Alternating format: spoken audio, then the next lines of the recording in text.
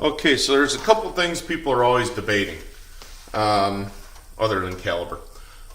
One of the things is weapon-mounted lights. Are they a good idea?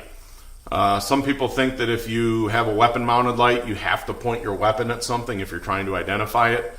It's not entirely true. With most of the lights you find today, they have enough power and spill that you can bounce off a wall or a floor or ceiling and illuminate a whole room. You don't necessarily have to point the light source directly at whatever you're trying to identify.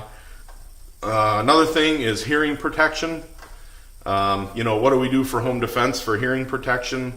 Some people say just put a set of hearing protection on your nightstand or whatever when you go to bed.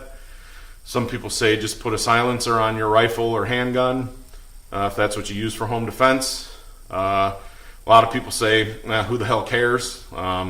If worst comes to worst, the last thing you're worried about is your ears. You're going to worry more about your personal safety than, your damage to your ears. So one thing I do is I actually use a shotgun for home defense. And I wanted to have hearing protection with me in case I need it. So I had that on my nightstand. I do have a weapon-mounted light, but I also like redundancy, so I was looking for some other type of light source, and I wanted to put them together so they were just kind of in one package, so I could grab, if I'm traveling or something, I have my hearing protection and a light source all in one package. I don't have any sort of helmet or anything like a lot of guys probably have, but what I was looking for is a way to mount a light onto hearing protection. And I looked online a lot and I couldn't really find anything. I see a lot of videos of people doing like point of view type stuff, but I don't know if they're mounting stuff to a helmet or to a hat or maybe onto their guns, but I couldn't really find any way to mount something onto hearing protection. So what I did is I just took a 4-inch Picatinny rail and I drilled 2 holes through here.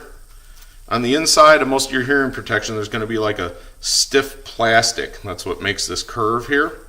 That's what your fabric's wrapped around. So just pull your fabric back. Make sure you get your wire out of the way. So if you drill through or cut through this wire, these will no longer be electronic hearing protection. They'll just be muffs. So just drilled 2 holes through there. Dropped a bolt through each of those. Put a nut on the back. Snugged it down. Now I have a rail on here that I can just pop a light onto. All in one package, hearing protection and a light. So basically, when you're wearing this, anywhere you turn, you're going to have light on what you're looking at. And your light will also be going independent of where your weapon's pointing, which is an added feature for some folks. So again, I was able to do this with stuff I had laying around. If you guys are like me, you probably have a bunch of sections of Picatinny rail and scope mounts and all kinds of different bases and stuff laying around from other projects. So I was just able to grab one of these out of a bin, put a couple nuts and bolts in there, and pop a light on it. So this is the way I was able to solve that problem. Like I said, I'm sure there's some commercially available stuff out there, but I just couldn't find anything. So for me, this was my solution. So like I said, if you if you already have the electronic hearing protection, which a lot of guys do, maybe you have a rail section laying around, if you have an extra light, you might be able to put it on, and now you have one solid piece. That's your hearing protection and your light source all in one package.